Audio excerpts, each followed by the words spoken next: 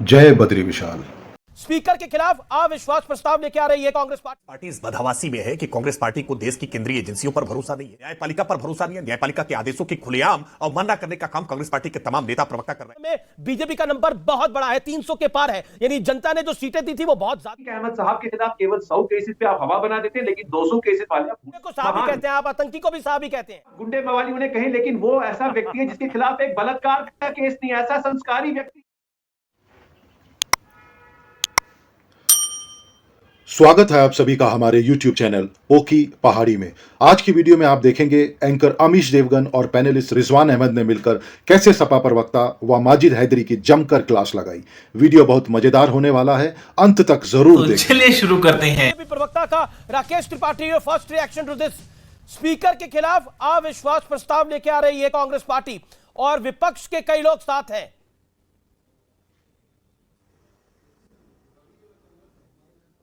राकेश, देखिए, कांग्रेस पार्टी इस बदहवासी में है कि कांग्रेस पार्टी को देश की केंद्रीय एजेंसियों पर भरोसा नहीं है, कांग्रेस पार्टी को निर्वाचन आयोग पर भरोसा नहीं है, ईवीएम पर भरोसा नहीं है, अब तो न्यायपालिका पर भरोसा नहीं है। न्यायपालिका के आदेशों की खुलेआम अवमानना करने का काम कांग्रेस पार्टी के तमाम नेता प्रवक्ता कर रहे हैं। और अब जिस तरह से सदन के भीतर सभापति पर कागजों की बारिश करके उनका मखौल उड़ाने का प्रयास कर रहे थे, अब अविश्वास प्रस्ताव भी ला सकते हैं। ये लोकतांत्रिक, लेकिन एक बात मैं कहता हूं, ये किसी भी विपक्ष का लोकतांत्रिक हक होता है, की जा सकती है। लेकिन एंड में नंबर गेम प्रिवेल करती है और लोकसभा में बीजेपी का नंबर बहुत बड़ा है, 300 के पार है, यानी जनता ने जो सीटें दी थी वो बहुत ज्यादा है, इसलिए उसका कुछ लाभ होगा या नहीं होगा वो तो बात है। लेकिन ये लोकसभा में अगर आ रहा है तो दिक्कत की बात नहीं है, लेकिन अगर राज्यसभा में कुछ हो रहा है तो फिर सोचना पड़ेगा भारतीय जनता पार्टी को भी। मैं इस खबर के ऊपर लगातार हमारी निगाहें बनी हुई हैं, लेकिन मैं आपके पास आता हूं। अतीक अहमद का जो हश्र हुआ है उसको देखकर खुश तो बहुत होंगे आप माजिद हैदरी साहब। आपको लगता है कि रमजान का पाक महीना चल रहा है, पापियों को सजा मिलनी चाहिए?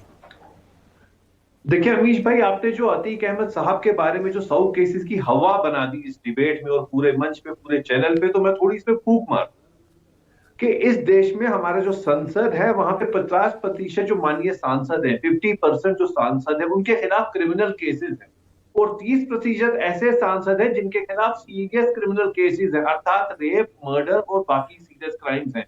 और एक सांसद माननीय के खिलाफ 204 केसेस हैं। तो अतीक अहमद साहब के खिलाफ केवल 100 केसेस पे आप हवा बना देते हैं, लेकिन 200 केसेस वाले आप भूल जाते हैं। और अतीक अहमद को मैं साहब इसलिए कहता हूं, उनका मैं आदर इसलिए नहीं, आप हर गुंडे को साहब ही कहते हैं, आप आतंकी को भी साहब ही कहते हैं। नहीं, मैं आपके लिए गुंडे मवाली सब साहब है। देखिए, आप गुंडे मवाली उन्हें कहें, लेकिन वो ऐसा व्यक्ति है जिसके खिलाफ एक बलात्कार का केस नहीं है, ऐसा संस्कारी व्यक्ति है कि 5 दफा एमएलए बना, मर्डर का केस है, एक दफा सांसद बना अपने संस्कार की वजह से। ये किस संस्कारों की बात कर रहे हैं आप? अपमानित करेंगे? अरे मन्नू मनेसर पे भी एक डिबेट कर दीजिए ना। आपको तो यूपी, अरे आप प्रार्थना करिए। एक सेकंड, देखिए रमजान का पाक महीना चल रहा है, प्रार्थना करिए आपके बच्चे अतीक अहमद जैसे हो, करेंगे प्रार्थना। अमीश भाई, आप उस यूपी की बात करें, के पास सारस जो जख्मी था उसने उसे पाला और सरकार ऐसी परेशान हो गई कि बोला तू सारस, तू जू में पिंजरे में बंद रहे लेकिन मुसलमान के साथ ना रहे। क्या बात कर रहे हैं आप? अतीक अहमद को बेचारा मान रहे हैं। अतीक अहमद ने किसी को गाड़ी में जिंदा नहीं चलाया, गाँव के नाम पे, गौ रक्षा के नाम पे किसी की हत्या नहीं किया। अरे हत्या के आरोप है अतीक अहमद पर, अभी कन्विक्शन हुआ है, पहला कन्विक्शन है 44 साल के अंदर। उसका खौफ था एक इलाके के अंदर, कोर्ट में जाएगी अपील, वो भी एक सामान्य सा गुंडा कैसे माफिया बन गया? ओके रिजवान अहमद, आपको एक केवल आपको अतीक अहमद में माफिया क्यों दिखता है? आपको मुझे मुख्तार अंसारी में भी माफिया दिखता है, मुझे अतीक अहमद में भी माफिया दिखता है। रक्षा के नाम पे जी बहुत बड़ा सर, कुछ तो लिहाज रखिए। अतीक अहमद को आप साफ कह रहे हैं, कोर्ट कन्विक्शन कर रहा है, के नाम पे भी माफिया चल रहा है। अतीक अहमद को आप साफ कह रहे हैं, उस मां से पूछता है, रुकना पड़ेगा व्यूअर्स। ये भारत देश है और आप अगर बॉम्बे में रहते होंगे, दिल्ली में रहते होंगे, बैंगलोर में रहते होंगे, जयपुर में रहते होंगे, उदयपुर में रहते होंगे, जहां भी आप देश भर में रहते हैं, थोड़ी देर के लिए इस वीडियो को सुनिए जो मैं आपको बोल रहा हूं। व्यूअर्स, आज मैं आपसे एक संवाद करना चाहता हूं और 30 सेकंड का यह संवाद जरूर सुने आप।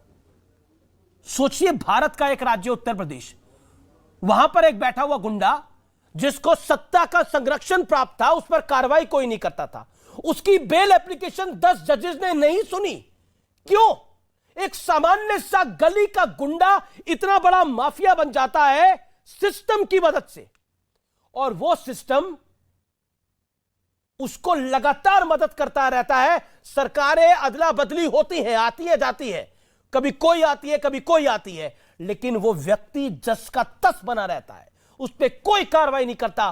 पहला मौका है 44 साल में उसको पहला कन्विक्शन मिला है और उसको साहब कह के संबोधित किया जा रहा है।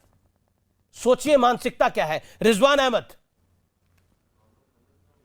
जी शुक्रिया। सर पे भी कर दीजिए ना। देखिए, मैं तो इतने योगी जी खराब का दिन नहीं जिंदाबाद आए कहूंगा, हैं। योगी जी जय जयकार अब करूंगा शायद- आपके मंच पे। मन्नू मानेसर का भी यही हाल कीजिए। देखिए मन्नू देखिए, यू कांट, मैं कहता हूं आपका मैं मुकाबला, योगी जी की जय एक सेकंड, जैसा योगी जी आपका की मुकाबला जय मन्नू मानेसर से नहीं हो सकता, अतीक अहमद का मुकाबला मन्नू मानेसर से नहीं हो सकता। छठा हुआ बदमाश है अतीक अहमद जी, जी। मुख्तार अंसारी छठे हुए बदमाश है। ये लोगों को मरवाने के आरोप हैं लोगों के ऊपर, सामान्य बात नहीं है। जी तो मन्नू मानेसर खौफ में क्या रहना होता है आपसे ज्यादा कौन जानेगा। अच्छा बोलिए रिजवान अहमद। अमीश भाई, बहुत बहुत बुरा फंस गया हूं मैं। माजिद हैदरी का जवाब मैं नहीं देना चाहता क्योंकि मुझे हंसी आ जाएगी, और अमीक जमाई मेरी बात का जवाब नहीं देना चाहते, तो मैं कर क्या रहा हूं मुझे समझ में नहीं आ रहा, फिर भी आपसे बोल देता हूं। देखिए, 2012 में जब सत्ता संभाली थी माननीय अखिलेश यादव जी ने, रिकॉर्ड बताते हैं, 5 बजे भी मैंने बात बोली थी कि 45 दिन में 699 कत्ल हुए थे। 45 दिन में 699, ये आंकड़ा अपने आप में रिकॉर्ड होगा शायद भारत का। बात ये नहीं है कि देश में, हमारे प्रदेश में रॉयट कितने हुए, बात ये भी नहीं है कि फिर मुजफ्फरनगर क्यों हुआ। अगर आज आप उमेश के हत्याकांड को लेकर भाजपा से सवाल उठाते हो तो मुजफ्फरनगर का जवाब देने का आपके प्रवक्ताओं में दम होना चाहिए। मैं वो बात भी नहीं कर रहा। हुआ ये था यूपी में अमीश भाई के एडमिनिस्ट्रेशन एंड पुलिसिंग के कल्चर में माफियाज इंटरफेयर कर गए थे। देखिए, दो बातें बहुत अलग होती हैं। माफिया कभी खत्म नहीं होंगे, अपराधी कभी खत्म नहीं होंगे, जैसे बीमारी कभी खत्म नहीं होगी। लखीमपुर खेरी नहीं हुआ था, हाथरस नहीं हुआ था, एक दलित महिला जिसका बलात्कार। अरे यार, तुम चुप रहोगे, तुम चुप रहोगे। आपके बीच में वो नहीं बोले। रहोगे, ये कश्मीर का मदरसा नहीं है, ये मदरसा नहीं है कश्मीर का। चुप रहोगे। हाथरस नहीं हुआ, लखीमपुर खेरी नहीं हुआ, याद रखिए। अरे तुम चुप रहोगे, ये कश्मीर का मदरसा नहीं है। अरे आपने सपा थोड़ी ज्वाइन करी है। चुप। सपा के ऑफिसर प्रवक्ता है, वो जवाब देंगे। चुप रिजवान चुप। सुनो, अगर बलात्कार देखना है तो जब तक मैं बोल रहा हूं, गूगल करो बुलंदशहर का डबल मर्डर और रेप एक औरत और उसकी बेटी का। जब तक मैं बोल रहा हूं गूगल करते रहो। और ये कश्मीर का मदरसा नहीं है जो जाओ बीच में बोलने लगो, ठीक है। देखिए अमीर भाई, अरे इसको चुप कराओ इसको यार। अमीश भाई, देखिए, हमारे कल्चर में अपराध आ गया था। माजिद हैदरी 40 सेकंड वो बोलने, फिर आप बोलिए। भाई, ये कहां से पकड़ के लाते हो उसको? देखिए, वो भी मेरे मेहमान हैं, आप भी मेरे मेहमान हैं, दोनों मेरे लिए। अरे मेहमान है तो मेहमान को तमीज सिखाओ ना। अरे मेहमान है तो मेहमान को तमीज सिखाओ। कहां सिखाए तमीज? बोलिए। ठीक, ऐसा है, सुनिए अमीश भाई, पूरे देश को किस्सा सुनाता हूं, 30 सेकंड दीजिए। गंज शहीदा कब्रिस्तान सपा की विधायिका गीता सिंह ने उसकी जमीन कब्जा करी। यशपाल सिंह डीजीपी थे। रिजवान अहमद ने, जो मैंने आपसे बोला ना, हमारे सिस्टम में अपराध आ गया था। रिजवान अहमद ने, जो सामने बैठा है, इसने उसके खिलाफ आवाज उठाई। सीधा आरोप मैंने लगाया था। रात को एसटीएफ ने मुझे घर से उठाया, पूरी रात मुझे मारा, 14 जगह मुझे सिगरेट से जलाया, पूरे बदन में पूरी खाल लाल पीली कर दी थी कि आवाज नहीं उठाओ। हस्बैंड डीजीपी था, पत्नी विधायिका थी, और रिजवान अहमद दर दर की ठोकरें खाता रहा कि उनके खिलाफ एक्शन लो, और पूरी सरकार ने, किसी ने एक्शन नहीं लिया। मैं सामने बैठा गवाह हूं। समाजवादी पार्टी के अपराध का जो सरकार, पुलिस और नेता मिलकर कर रहे थे। मैं गवाह हूं, मुझे मारा गया था रात भर। लेकिन अभी तो ये कह रहे हैं कि स्थिति ज्यादा खराब है योगी जी के राज में। इनकी तो हिसाब से स्थिति वहीं अच्छी है। माजिद हैदरी के हिसाब से जब कश्मीर में निजाम मुस्तफा होगा और जब तालिबान का शासन होगा, ये तभी तो से कलेजे को ठंडक चल पहुंचेगी। रहा है ना, उसकी बात कीजिए। जो निजाम है बुलडोजर चल रहा है यूपी में, बिल्कुल सही चल रहा है। मुझे प्रधानमंत्री बना दो तो मेरे घर के ऊपर सबसे पहले बुलडोजर चलवाऊंगा मैं। क्या बुलडोजर? अरे आप लोग बुलडोजर का ही राज चलाएंगे। यहाँ पे इस देश में कानून चल कहाँ रहा है? मुझे बताओ, अंबेडकर का कानून कहाँ चल रहा है? जिस अंबेडकर के कानून की धज्जियां अब सुनो, अब बोला ना, अब बोला ना कि कानून का चल रहा है, कानून का राज इसलिए चल रहा है कि आप अभी भी बोल पा रहे हो ये कानून का राज ही है। आप सब कुछ बोल पाते हो ये कानून का राज ही है, कानून का राज ही है। नरेंद्र मोदी को इतनी गालियां दे लेते हो ये कानून का राज ही है। योगी आदित्यनाथ के बारे में क्या कुछ बोल जाते हो ये कानून का राज ही है। शासन प्रशासन के बारे में कोई कुछ बोल सकता है, ये कानून का राज ही है।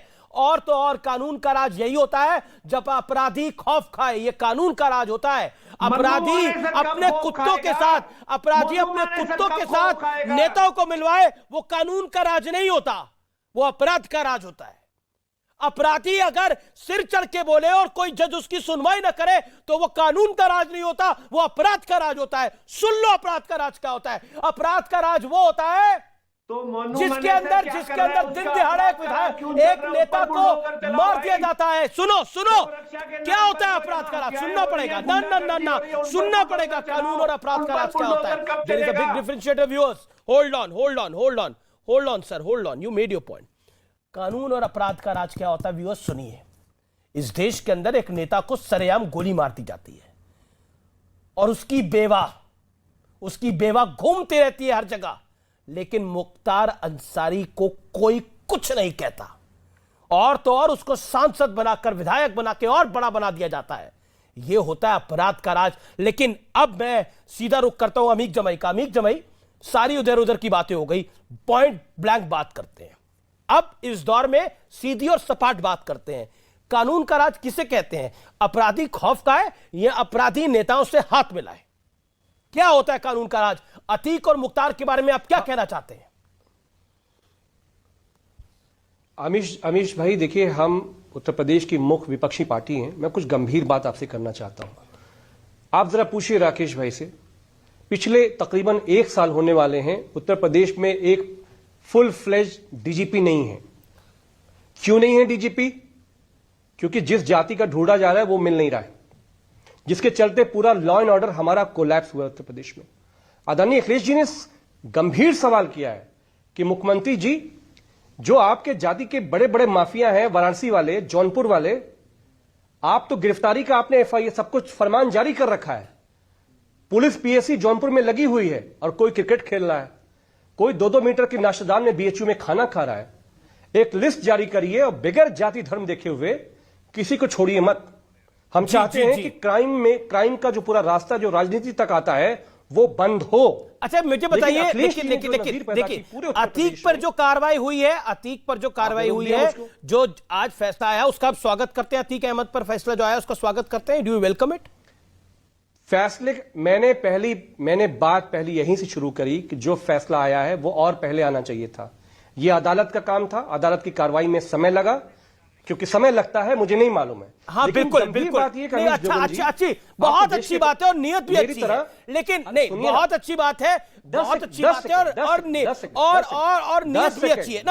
अब सुन लीजिए, अब 5 सेकंड का वक्त दे दीजिए, उसके बाद 15 सेकंड ले लीजिए। 10 सेकंड सुनिए ना, 15 सेकंड दूंगा आपको, 5 सेकंड सुनिए। आपने बोला और पहले आना चाहिए था, बहुत अच्छा सवाल है, नियत भी अच्छी है। लेकिन 2004 में गैंगस्टर एक्ट किसने हटाया था? किसकी सरकार थी? अब नेम एंड शेम देम 2004 के अंदर।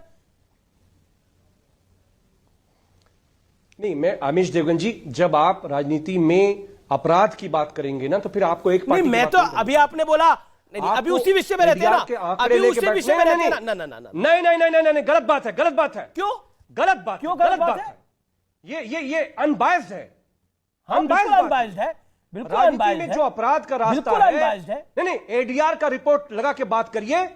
नहीं आप मुझे बोलने तो दीजिए। मैं तो बोलने दे रहा हूं गृह मंत्री सर। अजय आपने मिश्रा बोला, के आप ही ने बोला ना, आप ही ने बोला ना, आप ही ने बोला ना, आप ही ने बोला ना, आप ही ने बोला ना कि शासन के अंदर कि फैसला जल्दी आना चाहिए था। ऐसा फैसला मैं पूछ रहा हूं 2004 के अंदर, 2004 में किसने हटाया था गैंगस्टर एक्ट? जवाब दीजिए, जवाब दीजिए इस बात का। अरे महाराज जब अरे सुन तो लीजिए, आप बोलने नहीं देते हो। आपको मालूम है आप फंस रहे हो। मैं नहीं फंस रहा, फंस आप जब चुके हैं। आदरणीय मुख्यमंत्री